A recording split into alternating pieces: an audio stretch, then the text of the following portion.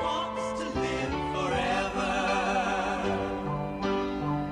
Everybody wants to stick around. Everybody wants to be respected, and everybody wants to be protected. Everybody wants to be a hero.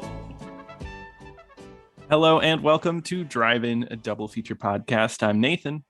I'm Ryan. And this is the podcast where we cover 2 movies a week every Tuesday and Thursday. But before we get into this Tuesday's movie, we have a Patreon. If you head on over to patreon.com/driveindoublefeaturepodcast, just for $5 a month, you can help support the show and also get some fun side content, reviews of modern movies, and us just kind of talking about movies. But getting into today's movie, we're talking about a documentary. We're talking about Pumping Iron from 1977, a documentary about bodybuilders, and notably kind of like the star in the making Arnold Schwarzenegger is in this, and Lou Ferrigno. This movie was something else. I've never seen this before. I've always wanted to see this movie. It is so out there. I mean, Yeah. not like in a very good way, because Arnold is like, he's got so much charisma, but he just says like, he's like so full of himself. He's just like a character. Yes, I love Arnold in this. He's like kind of an awful person the whole time, but there's something about him that he's so charismatic that you love to watch him like say and do all these things. I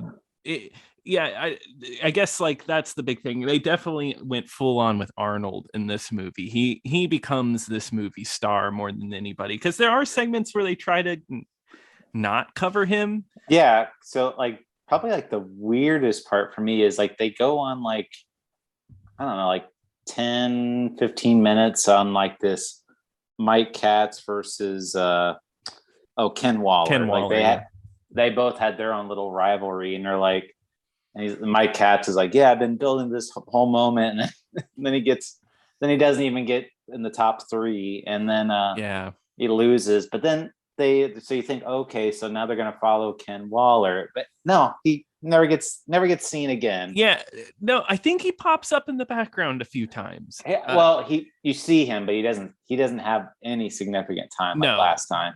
No, it's kind of like they put these two, because it's a different competition that at the beginning of the movie. It's one of the Mr. Universes, and it's like one of the tournaments leading up to Mr. Olympia. Yeah, exactly. Which Arnold is already like he's going to like the main big competition, and this one's leading up to that. But yeah, it really sets up like Mike Katz and like, oh yeah, he's a teacher and he's such a nice dude. And then Ken Waller is like the villain in this because he like steals his shirt. It's like the most childish thing where he steals his shirt and hides it. And Mike Katz is like, where's my shirt? Can anybody tell me where my shirt's at? And he's like hunting for it before his big flex in front of everybody. Yeah. And then, well, Ken Waller wins the competition, and then he's like, oh, that's great, I'm gonna go congratulate him. And he looks so, I hate to sound mean, but he looks so pathetic, just like standing there with no shirt on, because he literally has to wait for Ken Waller to show up to tell him where his shirt is. And he's like, I'm gonna go congratulate him and give him a handshake, which, I mean, I guess it's, like he's a good sport about it, but still he looks so pathetic just doing that. He really does. It's sad. This is definitely not a movie if you like underdogs. This is not the movie for you. This is definitely a villain-esque movie. Yeah, kind of. Yeah, because the big competition, like you said, Ken Waller is kind of out of the movie. The big competition's more against Lou Ferrigno and Arnold Schwarzenegger. Those are the two that work against each other. And honestly, at first when they showed Arnold, I kind of liked him. He seemed like a nice guy, right? Because like there's the little guy, the little bodybuilder, the short one, and he's like, yo, you're just a little guy, but you just need to show a little more. He seemed like he was coaching and being a decent person. Yeah, he's like telling him, he's like, you need to do this more, make sure to show your physique off more, don't be very closed off. Hmm. But really, it's the whole reason why Arnold is doing that is because he feels so non-threatened by all this Yeah. competition. He has no problem like telling them how they can be better because he's like, it's a done deal. Like I've already won this thing. I'll just Yeah. you guys are playing for second place, basically. Pretty much. This dude like oozes like pure confidence. Like this, he just knows he's going to win. And I mean, spoiler alert, he does win. At the end of it, he's completely right. He wins the whole competition. I love his like talking about how he manipulates people. Well, that's my favorite part. That's my Yeah. my favorite part of the whole movie is because like when they're like the interviewer asks him, like, oh, what are you gonna do about Lou Ferrigno? And he's like Lou, it's not going to be any big deal. He's going to come in. I'm just going to tell him he's not going to win, and he's the one that's going to choose not to win. He's going to make himself Lou. Like, Yes. there's another Italian guy named Franco who's a bodybuilder, Yes. and he's like, well, what about Franco? Do you feel threatened by him? He's like, Franco, he's a great guy, but I'm his father in this competition. Yeah, it's so mean. He's like, yeah, he's my son, and it's just not going to work out. I'm his dad, and he's not going to beat me. It's like it's so brutal because like he shows like photos. The movie shows photos of them hanging out. They have similar stories because they came from foreign countries. Franco gets an interview and talks so highly of Arnold, but Arnold's just like, nah, he has no chance. Not against me. It's not going to happen. Um, yeah, it's great. He's like a villain. He also has the amazingly famous line about him. Oh yeah. Yeah, coming in the lifting weights, and he's coming at home. He's coming in the gym. He's coming everywhere. What and that line has lived on forever. The part that makes it even more great is just like the music that's playing because they're playing this really just like funky, like bizarre music that's Yeah. going on. So he sounds like a crazy person when he's saying all this stuff, but Yes. it's just like, oh yeah, you could feel your muscles when they blow air into your muscles, and you could feel that expansion, like you're going to explode. It's so good. This whole movie is filled with these fun moments. Like it is. I get why it was kind of a hit. It's just like it's a fun documentary. There's just something about it. There's always something funny going on, and it makes you a little happy too because Lou Ferrigno works hard. Like he works hard to try to win this, and he ends up losing. But it's good to know that he got a good career after this. He got to play the Hulk after all of this. Yeah, they frame him like he's kind of like they frame him like an everyman. Like Mm-hmm. he's like he was a steel mill worker for the longest time, and then he got into bodybuilding. He lives with his parents, like his dad's his coach, and Mm-hmm. all that. And they mentioned how he's deaf. He has to read lips all the time too. Mm-hmm. And another great moment is like so when they get to the competition, because it's in South Africa, so they fly out to South Africa, and Arnold is like, the way like he psychs him out is just like just like what normal person would just like be so manipulative, or he was just Right. like like he goes there like in front of Lou Ferrigno and his dad, and he's telling like him, he's like, oh well, you're not in shape right now, maybe if you had like a month or so, but then I would be bigger, and then it'd still be a done deal. And it's like and he's so cocky during that scene when they're eating breakfast together, and he's just kind of laid back, eating, and he's just talking himself up, like calling him like weak. And the dad is so weird. Lou Ferrigno's dad is so weird in this movie because the whole time he's like, oh, you're great, Arnold. Yeah, you look up to you, Arnold. well, at this point, Arnold is already a 5-time Mr. Olympia winner, so he's Mm-hmm. already like one of the greatest bodybuilders of all time at this point. And so I think that's just kind of like, because they even said like Lou Ferrigno like looked up to Arnold when Mm-hmm. like before all this, so like Lou Ferrigno was already like a fan, but it was just kind of like like Arnold just didn't even see him as competition, like in the slightest. And like Arnold's No. just like messing with him throughout the whole movie. And then Yeah. there'll be other scenes too where Lou Ferrigno will be posing, and he's like, oh, why are you so nervous? Like, and he goes over and tells his dad, he's like, oh, I'll tell your son not to be so nervous. Like, Yeah, one of the funniest moments for me is whenever Lou Ferrigno's trying to work out and Arnold's in the same room working out with him and just like talking to him the whole time. And one of the funniest moments when Lou is just like, because he doesn't talk a lot, but he just goes, Arnold, I'm trying to work out. yeah, It's just so funny. Well, because Lou Ferrigno is doing these really loud grunts, like when he's lifting weights, and Arnold is like, he's like, oh, this is like a church, and you need to be quiet, and then and he's like, I'm trying to get my pump on, Arnold, and then it's just like, it's a fun back and forth. It's so great. I mean, it's just little moments like that. It really makes this movie for me. No, I agree. I was really surprised how much I enjoyed this one. I guess it's just so oddball. Like, it's really cool to see like Arnold like he's famous, but not quite the fame level that he would become. Like, you see that early charisma that would get him like these like crazy roles later. Also, isn't it wild? This is our first time talking about him on the show. Yeah. Well, I mean, yeah. So I mean, this is probably like, I mean, I guess movie wise, this is probably one of his like least known starring roles or whatever. So yeah, or least seen. Yeah, definitely. I mean, this is just like the start of everything. It's just a normal documentary. Nothing too spectacular on that front. You know, there's sometimes a narrator, but most of the time the camera just lingers, lets people talk, which is my favorite kind of documentary because they kind of ramble sometimes, and when you have people like Arnold saying whatever he wants, it's a good time. Yeah, Arnold though, I mean, he's just like everyone.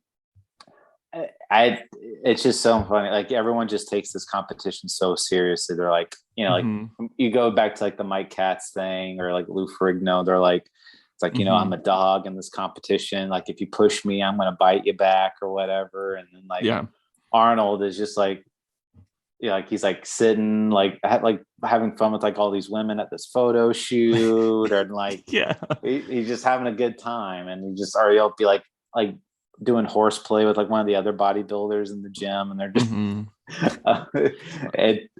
it's really funny. And I like and the other standout too, like I said earlier, was the soundtrack of this movie. Oh yeah.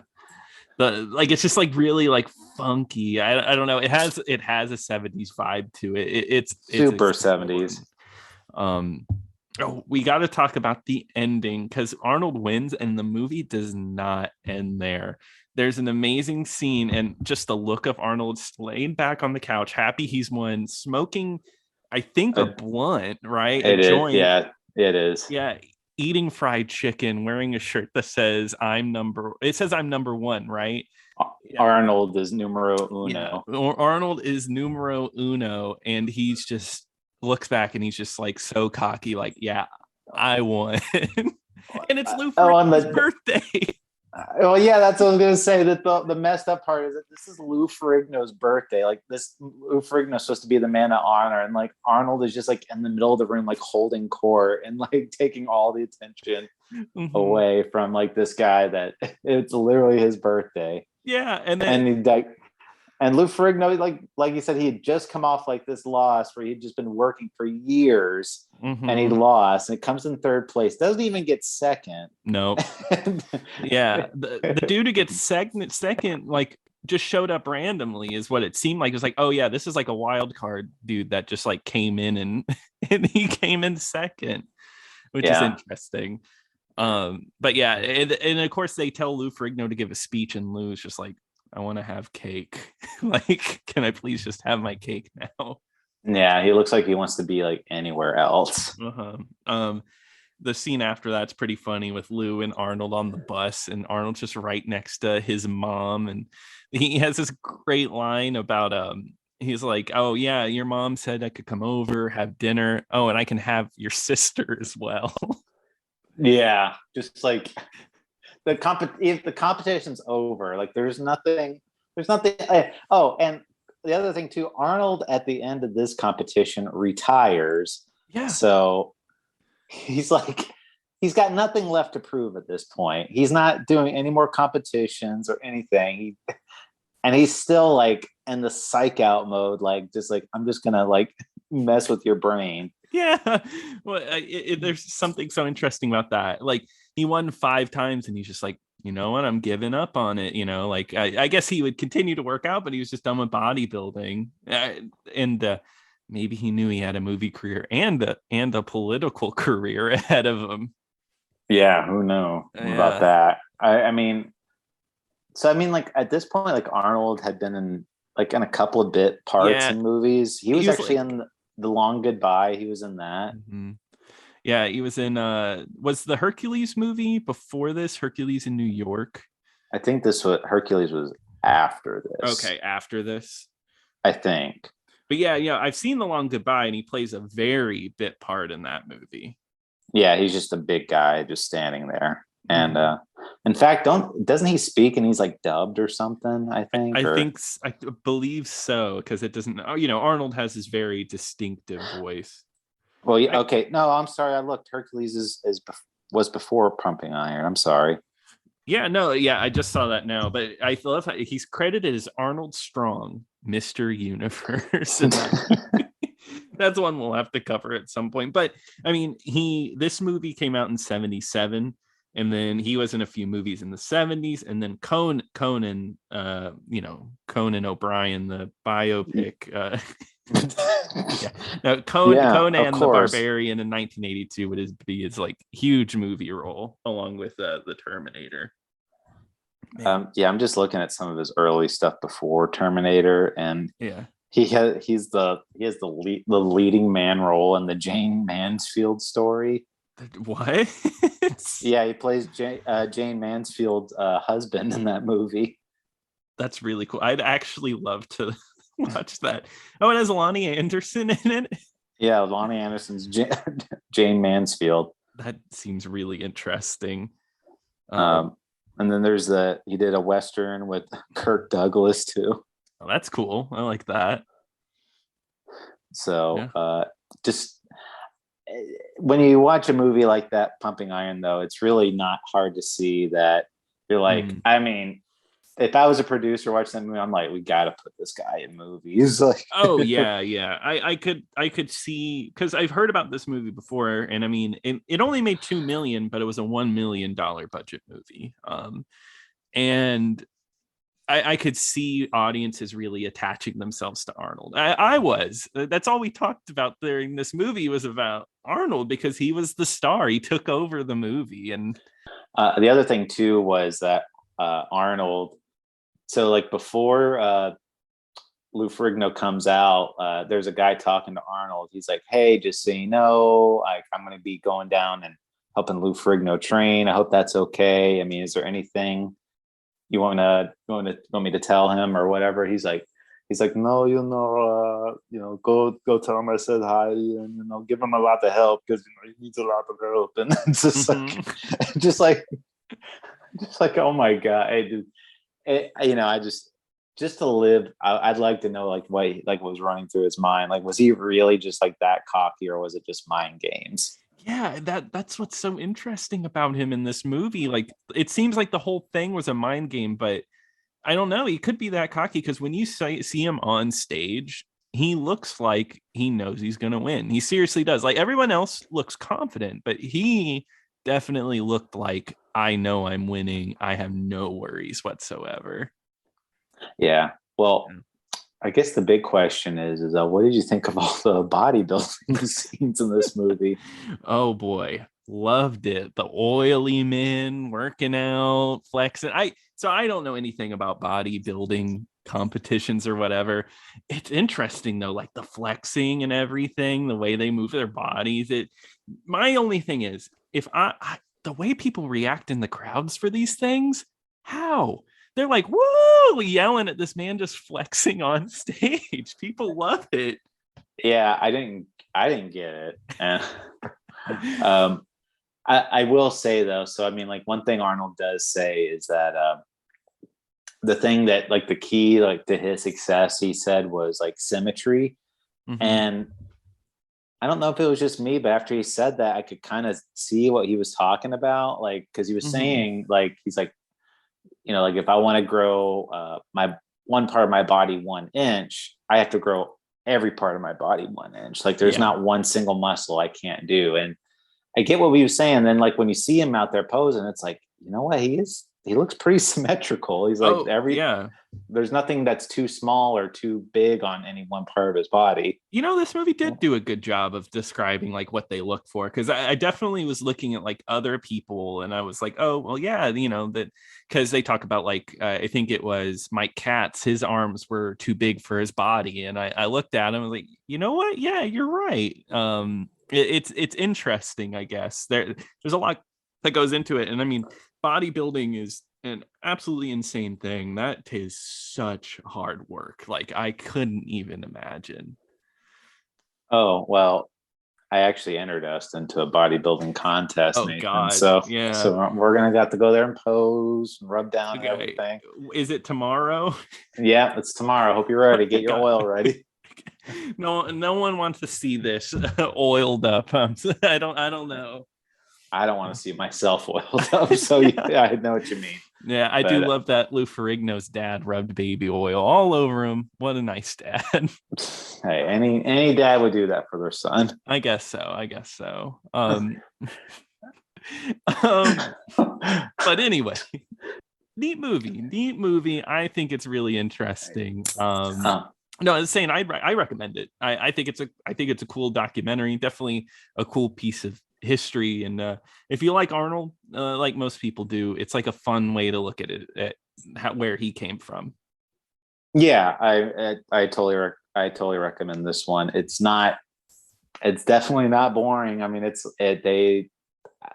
just so interesting just as a character piece for like Arnold, because I'm trying to think of, even in the 70s context of that, it's like you watch a movie like that, like I said, I would immediately be like, we gotta, see if we can turn this guy into a movie star. And Mhm. luckily, that he did, but the problem is he got his biggest role by not saying anything, hardly. Exactly. But that changed. But and then you get to see other people too, like Lou Ferrigno, and just like where they came from, and that guy Franco too. He actually was in like quite a bit of Arnold Schwarzenegger's movies, like Oh, for that really? time. And then after Arnold retired, Franco won a bunch of Mr. Olympias because his biggest Nice. competition retired. Yeah, the son finally rose to the highest ranks when his dad wasn't around. Yeah. Yeah. But really great movie. Mhm. Check it out. Yeah, for sure. Well, I think that wraps it up for Pumping Iron. Ryan, what are we going to be covering on Thursday? Well, Nathan, we're going to be talking about 1981's The Fan, and that is over on the Criterion channel. All right. Well, I'm excited to watch that one. Be sure to email us over at driveindoublefeaturepodcast@gmail.com if you have any recommendations or memories of these movies. Also, you can check out our Twitter at DIDFpod. For now. For now. But until next time. Until next time.